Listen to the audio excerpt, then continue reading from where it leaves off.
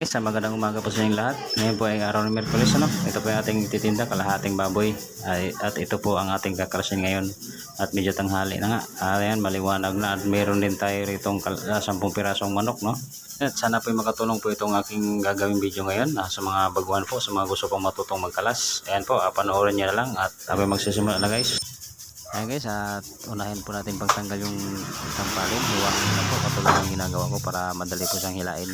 Hindi siya matigas hilain, ano, para masimot. At yun, sunod naman natin yung lomo. Sundan nyo lang po yung pork chop. Dikit nyo lang yung kutsilyo sa pork chop para hindi po masira yung ating lomo. Ayan po, ganyan na po pagtanggal. At dito naman tayo sa pigi. Tanggalin lang natin yung taba sa ibabaw. Sundin nyo lang po yung pinakabilog yan ng laman. Huwag nyo pong isama pag nahiwa yan. Diretso po yan sa toe joint. At hiwain nyo lang po yung ilalim para magputol po yung balat.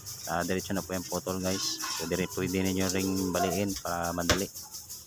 Ayan, tapos na tayo sa pigi. At dito naman tayo sa kasim. 4 ribs po dyan. Ayan, diretso po hiwa. Sa baba ng 4 ribs ang hiwa natin, oh. Ayan, at yun, hiwain lang natin sa ilalim yung mga laman tsaka balat. Diretso po yan sa joint hanggang maputol po natin lahat ng laman at balat. Pwede natin siyang baliin para mabilis, ano, para hindi mahirapan, lalo na yung mga baguhan, para hindi po kayo mahirapan, no? Pwede pong baliin yan. Ayan, ganyan na po. At tapos na po tayo sa primal. At dito naman tayo sa paglibon. Unahin po natin yung pigi. Ayan, tanggalin po natin yung balakang. Unang hiwang mo lang, makikita mo na yung joint, ano? Sundan nyo lang mo lang yan. Ayan, sa pagtanggal po dyan ay kailangan po malaman, ano, pa-island po ang hiwa para hindi po masira yung ating laman. Dito naman sa pata, pa-island din ang hiwa, diretso yan sa joint. Pag unang hiwa nyo, makita nyo yung joint ay diretso na po yung putol. At yun, tapos po natin tanggalin. Dito naman tayo sa bias. Ayan, unang hiwa nyo po ay nakikita nyo na yung buto. Ayan, dikit nyo lang po yung kutsilyo nyo sa buto para masimot po yung laman, ano, para walang maiwan. Ayan guys, ganyan lang po. At tapos na po tayo. Dito naman tayo sa balikat, no? Ayan, natin tanggalin dyan yung spare ribs. Kailangan din malaman, ano. Ayan po, ganyan lang po pag kalas guys, ano, lalo na sa mga baguhan. At sana'y makatulong po ito sa inyo. Ayan, sundan nyo lang po yan, madali lang pong sundan yan. At yan, tapos na natin tanggalin yung spare ribs. Tanggalan lang natin ang taba sa ibabaw. Ayan, para malinis po yung ating casing. At hindi naman natin tanggalin dyan yung patang unahan. Sundan nyo lang po yung aking ginagawa. Ayan po, at sana'y makatulong po sa inyo. At sa mga baguhan pa lang po dyan na nakasubscribe sa ating channel, sa ating channel, ay huwag niyo pong kalimutan mag-subscribe.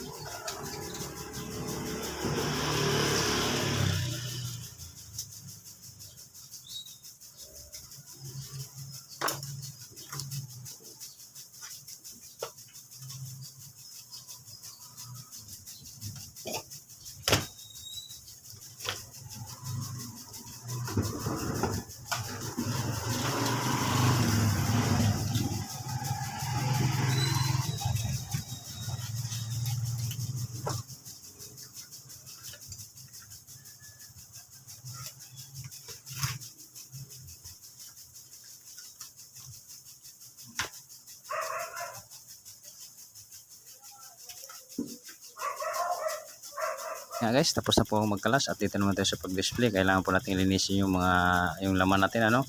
Tanggalan lang ng mga konting taba sa ibabaw para maganda siya tingnan. At kayasin natin maigi yung balat para matanggal po yung mga dumi sa balat, ano, at saka yung mga balahibong maliliit. Yan, medyo pangit po ang balat ng ating baboy ngayon. Yung ko na yan, parang kuslig, ano ba yan? O alam kung ano yan. Dalawang yan kung kailangan. Isang minuto, isang manok, isang ano. Tapos bicol na lang. Dalawang liempo, 500. Minuto, bicol, manok. 500. 500, yung minuto bicol. Sa 400 na manok. Ay, saka mo na po siya. Ayan guys, meron ng isang customer natin na dumating ano. Medyo marami-rami yung order niya. At yun po yung ating gagawin ngayon. Isisingit ko yung paggawa habang nagdi-display. Gagawin ko rin yung order para kasi pang tinda kasi yun. Kantin yung kanya pang tinda. Kailangan din maaga yun. Ayan. At yun din yung aking gagawin ngayon. Unahin ko na lang yung liempo ano. Kasi yung order niya ay 2,500 na liempo. Pares lang ang hiwa, panlaga at saka pang kaldereta. Ayan.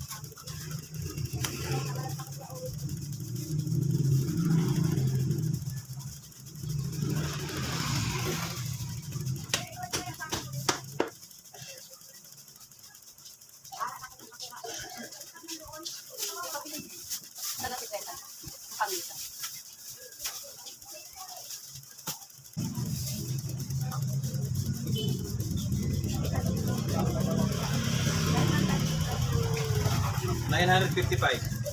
950 na lang. Sige. Kape mo.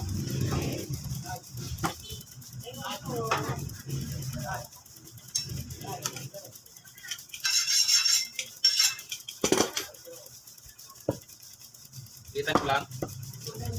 Yan.